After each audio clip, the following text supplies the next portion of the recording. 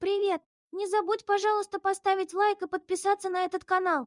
Заранее тебе большое спасибо и приятного прослушивания очередной главы книги «Незнайка на Луне» автора Николая Николаевича Носова. Всем привет-привет! Сегодня читаю я, папа, а слушает Оля и все-все-все, кто на ютубе. Читаем мы «Незнайку», глава 2. Загадка лунного камня. На следующий день в газетах появился отчет о состоявшемся обсуждении «Знайкой» книги. Все жители солнечного города читали этот отчет. Каждому интересно было узнать, на самом ли деле Луна внутри пустая, и правда ли, что внутри Луны живут коротышки. В отчете было подробно изложено все, что говорилось на обсуждении, и даже то, чего вовсе не говорилось. Помимо отчета в газетах было напечатано множество фельетонов, то есть шутливых статеек, в которых рассказывались о разных забавных приключениях лунных коротышек. Все страницы газет пестрели смешными картинками. На этих картинках была изображена Луна, внутри которой вверх ногами ходили коротышки и цеплялись руками за различные предметы, чтобы не оказаться притянутыми к центру планеты. На одном из рисунков был изображен коротышка, с которого силой притяжения стащила ботинки. Картинка нет, как появится, я покажу. С которого силой притяжения стащила ботинки и брюки. Сам же коротышка, оставшись в одной рубашке и шляпе, крепко держался руками за дерево. Всеобщее понимание привлекла карикатура, на которой был нарисован Знайка, беспомощно болтавшийся в центре Луны. У Знайки было такое растерянное выражение лица, что на него никто не мог смотреть без смеха. Все это печаталось, конечно, только для увеселения публики. Но в одной из газет была опубликована вполне серьезная и научно обоснованная статья профессора Звездочкина, который признавался, что в споре со Знайкой он был неправ и просил извинения за допущенные им резкие выражения. В своей статье профессор Звездочкин писал о том, что наличие пустого пространства внутри Луны не противоречит законам физики и вполне может иметь место, поэтому Знайка не так далек от истины, как это могло показаться в начале. Вместе с тем, трудно предположить, писал профессор, что это пустое пространство расположено в центре Луны, так как центральная часть Луны заполнена твердым веществом, которое образовалось еще до того, как остыла и отвердела лунная поверхность, а следовательно, до того, как внутри Луны начало образовываться пустое пространство. Дело в том, что как теперь, так и в древние времена внутренние слои Луны испытывали огромнейшее давление со стороны внешних слоев, которые весят многие тысячи и даже миллионы тонн. В результате такого чудовищного давления вещество внутри Луны не могло, согласно законам физики, пребывать в жидком состоянии, а находилось в твердом виде. А это значит, что когда Луна была еще огненно-жидкая, внутри нее уже имелось твердое центральное ядро. И когда начала образовываться внутренняя плоскость Луны, внутренняя полость Луны, она начала образовываться не в центре, а вокруг этого центрального твердого ядра. Точнее говоря, между этим центральным ядром и сравнительно недавно отвердевшей поверхностью Луны. Таким образом, Луна – это не полый шар, вроде резинового мяча, как предположил Знайка, а такой шар, внутри которого имеется другой шар, окруженный прослойкой из воздуха или какого-нибудь другого газа. Что же касается наличия на Луне коротышек или каких-нибудь других живых существ, то это уже относится к области чистой фантастики, писал профессор Звездочкин. Никаких научных доказательств существования на Луне коротышек нет. Если то, что обнаружил на лунной поверхности Знайка, на самом деле было кирпичной стеной, сделанной когда-то разумными существами, то нет никаких доказательств, что эти разумные существа уцелели до настоящих времен и избрали своим местопребыванием внутреннюю полость Луны. Наука нуждается в достоверных фактах, писал профессор Звездочкин, и никакие досужие вымыслы не заменят нам их. По мере того, как Знайка читал статью профессора Звездочкина, его охватывало какое-то острое чувство стыда, смешанное с огорчением. То, что профессор писал о наличии внутри Луны твердого ядра, было неопровержимо. Каждый, кто знаком с основами физики, должен был согласиться с этим, и Знайка с основами физики был прекрасно знаком. «Как же я не учел такой простой вещи?» – недоумевал Знайка, и готов был рвать на себе волосы от досады. Ну конечно же, внутри Луны было твердое ядро, а это значит, что пустое пространство могло образовываться только вокруг этого ядра, а не в центре. Ах я осел, ах я лошадь, ах я орангутанг. Надо же было так опозориться. Как было не сообразить такой чепухи? Это позор. Прочитав статью до конца, Знайка принялся ходить из угла в угол по комнате и поминутно тряс головой, словно хотел вытрясти из нее неприятные мысли. «Досужие вымыслы!» – с досадой бормотал он, вспоминая статью профессора Звездочкина. «Попробуй, докажи теперь, что тут никаких вымыслов нет, если не сообразил даже, что в центре Луны было твердое вещество. Ах, позор!» Устав от беготни по комнате, Знайка крякал от огорчения, садился с размаху на стул и ошалело смотрел в одну точку, потом вскакивал, как ужаленный, и принимался метаться по комнате снова. «Нет, я докажу, что это не досужие вымыслы!» – кричал он. «Коротышки есть на Луне. Не может быть, чтобы их не было. Наука – это не одни голые факты. Наука – это фантастика. То есть, тьфу, что это я говорю? Наука – это не фантастика, но наука не может существовать без фантастики. Фантазия помогает нам мыслить. Одни голые факты еще ничего не значат. Всякие факты надо осмысливать». Сказав это, Знайка с силой стукнул кулаком по столу. «Я докажу!» – закричал он. Тут взгляд его упал на карикатуру в газете, где был изображен он сам в центре Луны, с таким идиотским выражением лица, что невозможно было спокойно смотреть. «Ну вот», – проворчал он, – «попробуй-ка, докажи, когда здесь вот такая рожа». В этот же день Знайка уехал из солнечного города. Всю дорогу он твердил про себя: «Никогда больше не буду заниматься наукой. Даже если меня станут на куски резать. Ни-ни, не думать ничего». Но вернувшись в цветочный город, Знайка постепенно успокоился и принялся снова мечтать о научной деятельности и о новых путешествиях.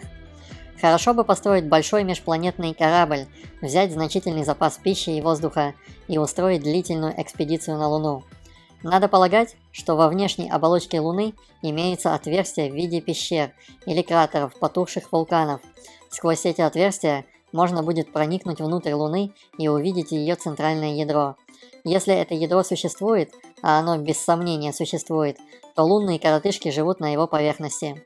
Между внешней оболочкой и центральным ядром Луны, наверное, сохранилось достаточное количество воздуха, поэтому условия жизни на поверхности ядра должны быть вполне благоприятными для коротышек. Так Знайка мечтал, и он совсем уже бы хотел приняться за подготовку к новому путешествию на Луну, но вдруг вспомнил все, что случилось, и сказал: «Нет, надо быть твердым. Раз я решил не заниматься наукой, значит должен исполнить. Пусть кто-нибудь другой летит на Луну, пусть кто-нибудь другой найдет на Луне коротышек, и тогда все скажут: Знайка был прав. Он очень умный коротышка и предвидел то, чего никто до него не предвидел. А мы были неправы, мы не верили ему, мы смеялись над ним, писали про него всяческие издевательства над ним, писали про него всяческие издевательские статейки, рисовали карикатуры. И тогда всем станет стыдно, и профессору Звездочкину станет стыдно, и тогда все придут ко мне и скажут: прости нас, маленький Знаечка, мы были неправы. А я скажу: ничего, братцы, я не сержусь, я вас прощаю. Хотя мне было очень обидно, когда все надо мной смеялись, но я не злопамятный, я хороший, ведь что для Знайки важнее всего? Для Знайки важнее всего правда. А если правда восторжествовала, то все, значит в порядке, и никто ни на кого не должен сердиться. Так рассуждал Знайка. Обдумав как следует все, он решил забыть о Луне и никогда больше о ней не думать. Это решение оказалось все же не так легко выполнимо для Знайки. Дело в том, что у него остался кусочек Луны, то есть тот лунный камень, который он отбил молотком от скалы, когда опускался с фуксией и селедочкой в лунную пещеру. Этот лунный камень, или лунит, как его называл Знайка, лежал у него в комнате, на подоконнике, и поминутно попадался на глаз. Взглянув на лунит, Знайка тотчас же вспомнил о Луне и обо всем, что произошло, и снова расстраивался. Однажды, проснувшись ночью, Знайка взглянул на Лунит, и ему показалось, что камень в темноте светится каким-то мягким голубоватым светом. Удивленный этим необычным явлением, Знайка встал с постели и подошел к окошку, чтобы рассмотреть лунный камень вблизи. Еще пока нет картины, как быть, я тебе покажу. Тут он заметил, что на небе была полная яркая луна. Лучи от луны падали прямо в окно и освещали камень так, что создалось впечатление... Вот, смотри, картинка. Ага, это Знайка к окошку подошел, а вот Лунит лежит, светится, а вот луна. А где вы такой рисовали? Ну, он такой, Знайка. Нет, там. Ну вот он маленький, это свет от камня. А вот он сам А камень. что свет такой смешный? Не знаю, сейчас будем читать, узнаем. Так, ложись поудобнее. Не узнаю. Узнаем. Так. Что создавалось впечатление, будто он светится сам собой. Полюбовавшись этим красивым зрелищем, Знайка успокоился и лег в постель. В другой раз это случилось вечером. Знайка долго сидел за книжкой, а когда наконец решил лечь спать, была уже глубокая ночь. Раздевшись и потушив электричество, Знайка забрался в постель. Случайно его взгляд упал на Лунит, и опять показалось Знайке, что камень светится сам собой. И на этот раз даже как-то особенно ярко. Зная, что все это лишь эффект лунного освещения, Знайка не обратил на камень внимания и уже собирался заснуть, как вдруг вспомнил, что в эту ночь было новолуние. То есть, попросту говоря, на небе не могло быть никакой луны. Встав с постели и выглянув в окно, Знайка убедился, что ночь действительно была темная, безлунная. На черном, как уголь небе, сверкали лишь звезды, но луны не было. Несмотря на это, лунный камень, лежавший на подоконнике, светился так, что не только был виден сам, но и освещал часть подоконника вокруг себя. Знайка взял Лунит в руку, и рука его осветилась слабым, мерцающим, как бы льющимся из камня светом. Чем больше глядел Знайка на камень, тем ярче, казалось ему, он светил. И уже показалось Знайке, что в комнате стало не так темно, как было в начале. И он мог уже разглядеть в темноте и стол, и стулья, и книжную полку. Знайка взял с полки книгу, раскрыл ее и положил на нее лунный камень. Камень осветил страницу так, что вокруг можно было различить отдельные буквы и прочитать слова. Знайка понял, что лунный камень выделял какую-то лучистую энергию. Он тут же хотел побежать рассказать о своем открытии коротышкам, но вспомнил, что они все уже давно спали, и не захотел их будить. На другой день Знайка сказал коротышкам: «Сегодня вечером приходите, братцы, ко мне. Я вам покажу очень занятную штуку». «Какую штуку?» – заинтересовались все. «Вот приходите, увидите». Всем, конечно, очень интересно было узнать, что за штуку покажет Знайка. Торопышка от нетерпения так волновался, что за обедом даже есть ничего не мог. Наконец он не выдержал, пошел к Знайке и пристал к нему с такой силой, что Знайка вынужден был открыть свой секрет. Таким образом, коротышкам все стало известно заранее, но это лишь увеличивало их любопытство. Каждому хотелось своими глазами увидеть, как светится в темноте камень. Как только солнышко скрылось за горизонтом, все уже были у Знайки в комнате. «Вы рано пришли», — сказал коротышкам Знайка. «Камень сейчас не может светиться, так как еще слишком светло. Он будет светиться, когда наступит полная темнота». «Ничего, мы подождем», — ответил Сиропчик.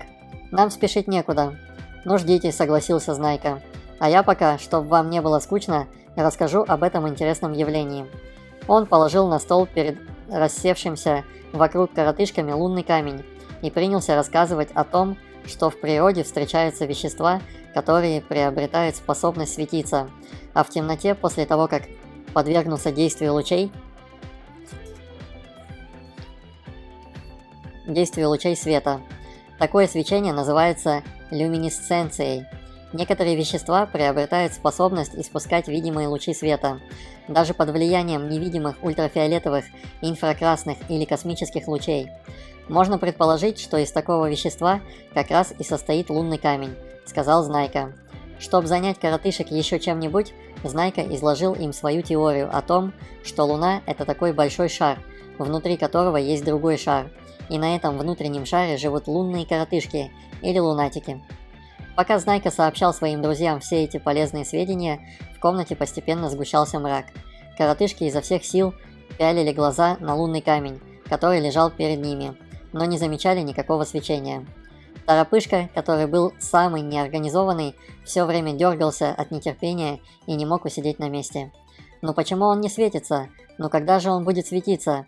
То и дело повторял он. «Подождите капельку, еще очень светло», – успокаивал. Наконец, темнота наступила такая, что не стало видно ни камня, ни даже стола, на котором он лежал. А Знайка все повторял: «Подождите капельку, еще очень светло». «Действительно, братцы, так светло, что хоть картины пиши», – поддержал Знайку Тюбик. Кто-то потихонечку засмеялся. В темноте нельзя было разобрать, кто. «Все это чушь какая-то», – сказал Торопышка.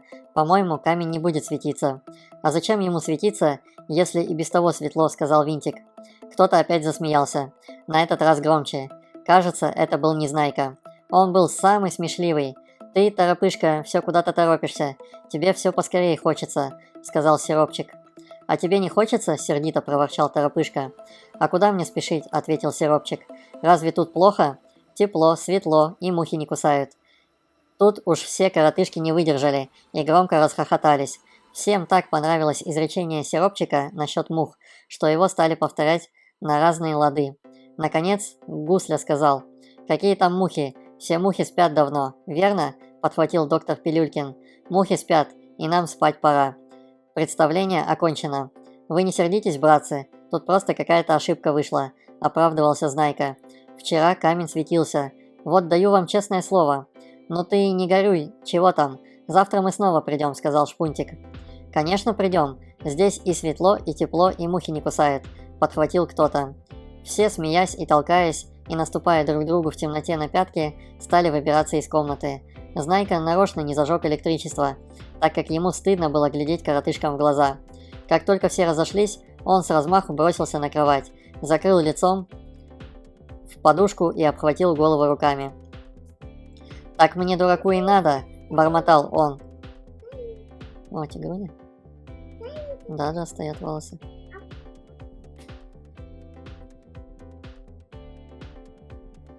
«Так мне, дураку, и надо!» – бормотал он в отчаянии. Не мог держать язык за зубами. «Теперь расплачивайся. Мало того, что в солнечном городе опозорился, теперь и здесь все будут смеяться». Знайка готов был отколотить сам себя от досады, но, сообразив, что время уже позднее, решил не нарушать режим дня и, раздевшись, лег спать. Ночью он, однако ж, проснулся и взглянул случайно на стол. Обнаружил, что камень светится. Закутавшись в одеяло и сунув ноги в шлепанцы, Знайка подошел к столу и, взяв камень в руки, принялся разглядывать его. Камень светился чистым голубым светом. Он весь как бы состоял из тысячи вспыхивающих мерцающих точек.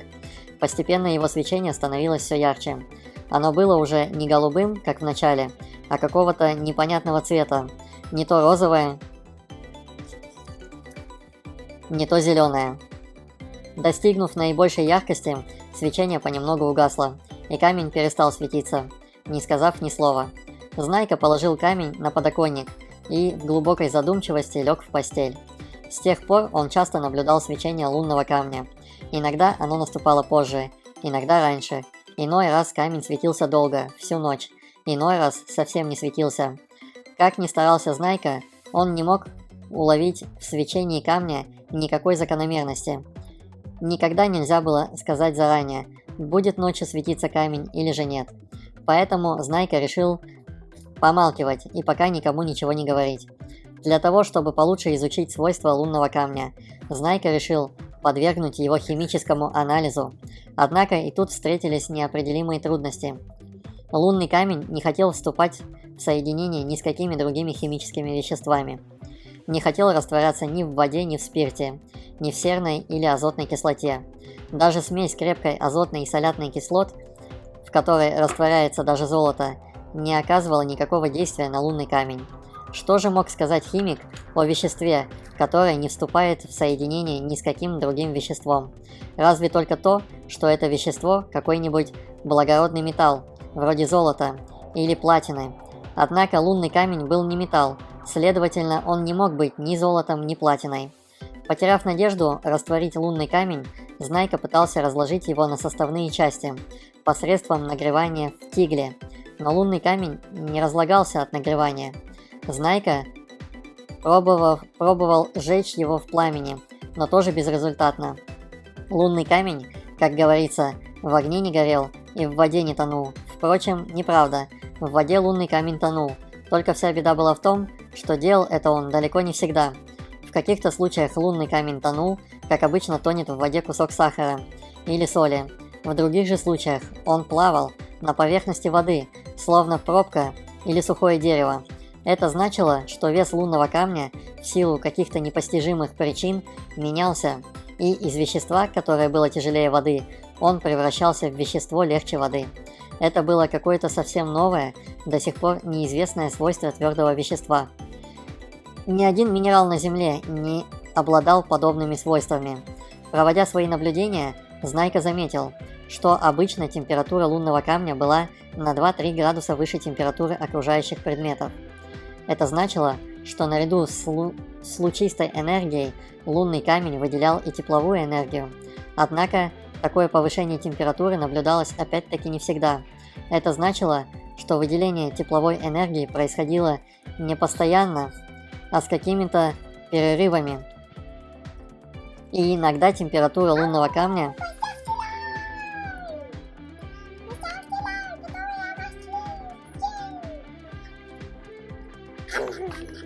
ты можешь обычным голосом говорить и так близко собаку не прислонять. Скажи что-нибудь.